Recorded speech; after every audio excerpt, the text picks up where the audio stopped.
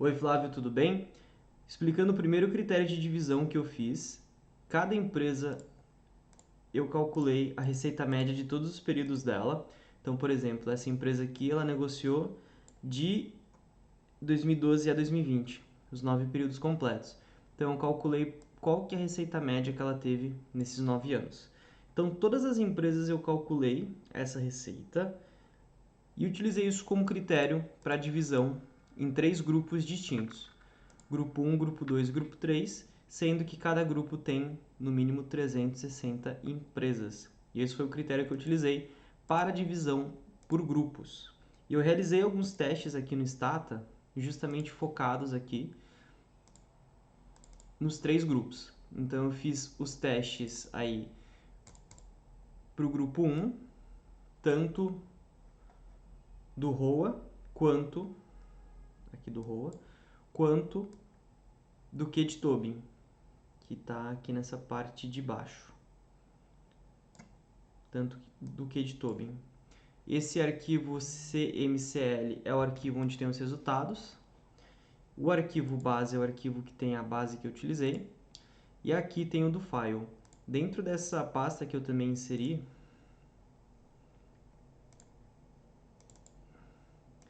eu inseri também a base que eu utilizei no Excel e a divisão por grupos, os resultados de forma sumarizada.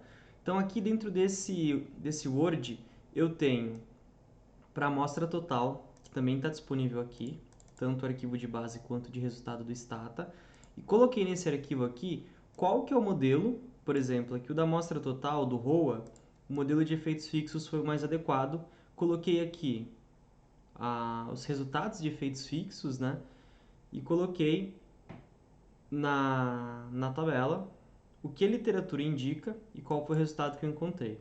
O N é o que foi não encontrado nenhum resultado estatisticamente significante. Então, por exemplo, aqui a intensidade de pesquisa e desenvolvimento, a literatura indica que tem uma relação positiva, o resultado para a amostra total indica uma relação negativa e estatisticamente significante. Para a variável de P&D defasada em um ano, a literatura indica uma relação positiva, porém o resultado não foi estatisticamente significante. Eu fiz essa tabela sumarizada tanto para o QT Tobin quanto para o ROA, para a amostra total, para o grupo 1, para o grupo 2 e para o grupo 3. E também fiz os testes por países. Então aqui em resultados, né, mesma organização que eu fiz. Tem aqui a base consolidada, o do file, tem os resultados aqui pelo Stata, a base que eu utilizei. E, por fim, também tem uma sumarização por país. Então, aqui, por exemplo, a Bolsa do Canadá, o ROA, o modelo mais adequado, que é o de efeitos fixos, e o resultado aqui de forma sumarizada. Para os países, eu retirei da equação as variáveis que indicavam o pertencimento dessa empresa a um país, né, como um país desenvolvido, e, de alguma forma, também retirei a variável de interação entre a variável de país desenvolvido e a variável de P&D.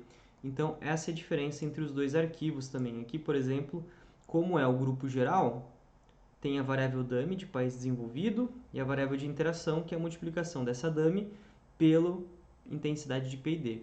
Isso eu acabei retirando justamente porque é uma variável que indica país e não seria efetiva aqui dentro desse modelo em que eu rodei para todos os 8 países que fazem parte da amostra.